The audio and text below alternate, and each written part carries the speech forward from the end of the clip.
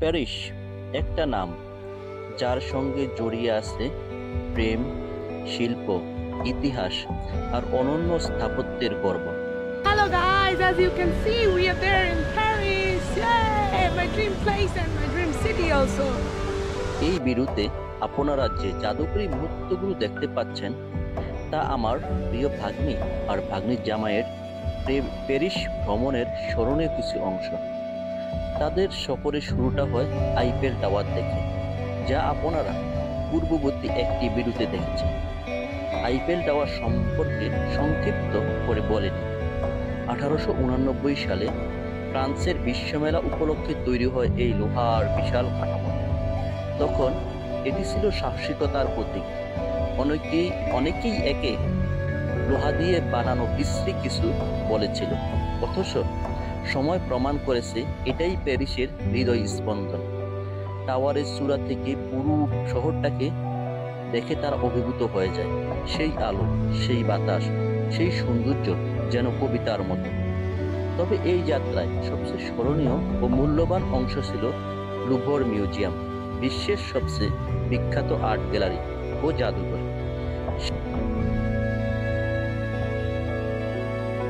Video দেখতে দেখতে যারা এখনো আমার চ্যানেলটি সাবস্ক্রাইব করেননি, অবশ্যই চ্যানেলটি সাবস্ক্রাইব করে পাশে থাকা বেল বাটনে ক্লিক করে দিন।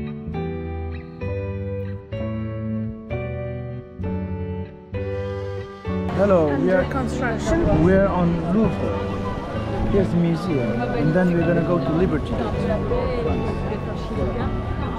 Not under construction, but it's already there. You're gonna like it, okay?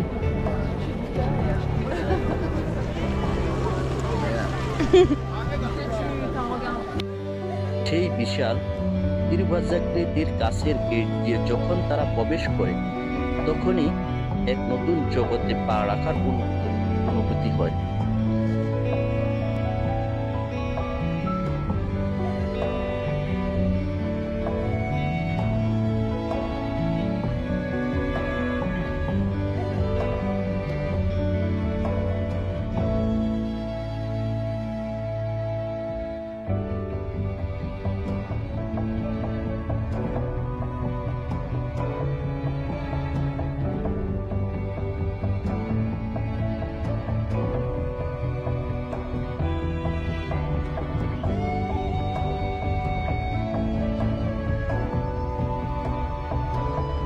লুভরের ইতিহাস যেন এক ইতিহাসের পাতা। 12 শতকে এটি ছিল একটি দুর্গ, পরে এটি হয়ে ওঠে রাজপ্রাসাদ। রাজা ফ্রান্সিস প্রথম 1517 সালে লিওনার্দো দা ভিঞ্চির কাছ থেকে মোনালিসা ছবিটি কিনে আনেন। তারপর তখন থেকে শুরু হয় এই সংগ্রহের যাত্রা। 1793 সালে ফরাসি বিপ্লবের সময় এটি সাধারণ মানুষের জন্য উন্মুক্ত হয়।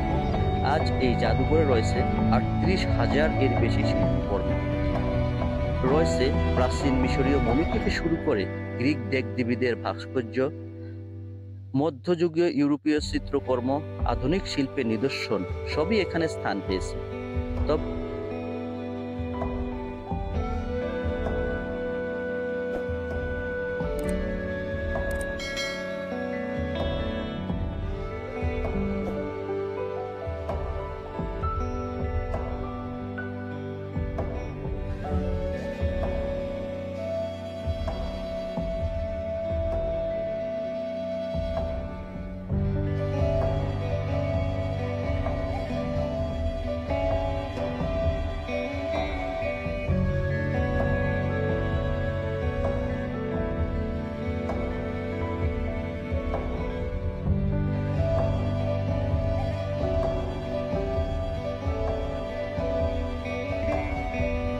তবে সবচেয়ে বেশি আকর্ষণীয় হলো সেই মোনালিসা, একটি মাঝারি সাইজের পেন্টিং, কিন্তু এর মুখভঙ্গি, চোখের দৃষ্টি, আমোঘ হাসি যেন হাজার বছরের রহস্য নিয়ে দাঁড়িয়ে আছে দর্শকের সামনে। যখন আমার ভাগ্নি আর ভাগ্নির জামাই ছবিটার সামনে দাঁড়িয়েছিল, তখন যেন সময় থমকে গিয়েছিল। হাজারো পর্যটকের ভিড়ের মধ্যেও তারা শোক ছড়াতে পারছিল না সেই অপূর্ব মুখাবহ থেকে। তাদের মুখের অভিব্যক্তি থেকে বুঝতে পারছিলাম এই মুহূর্তটাই ছিল তাদের পুরো সফরের সবচেয়ে চমকপ্রদ, সবচেয়ে হৃদয় ছোঁয়া মুহূর্ত। আমি নিজে ছিলাম না এই সফরে, কিন্তু তাদের পাঠানো ভিডিও, ছবি আর গল্প শুনে মনে হচ্ছে আমি যেন ওদের সঙ্গেই ছিলাম। লুভরের রাজকীয় করিডোর পেরিয়ে আইফেল টাওয়ারের নিচে দাঁড়িয়ে প্যারিসের ইমেল হাওয়ায় হারিয়ে গিয়েছিলাম।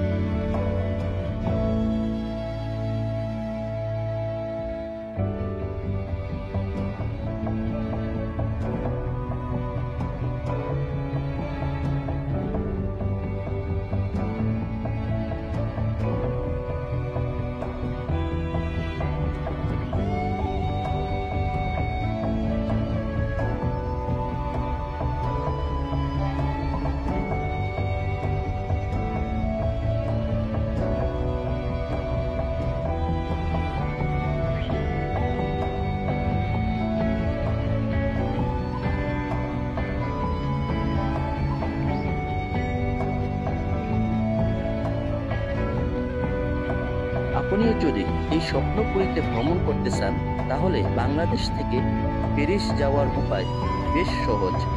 ঢাকা হযরত শাহজালাল আন্তর্জাতিক বিমানবন্দর থেকে Qatar Airways, Emirates, Turkish airlines বা এয়ার ফ্রান্সিস ফ্লাইটে আপনি প্যারিসের চার্লস দ্য গল এয়ারপোর্টে পৌঁছাতে পারেন।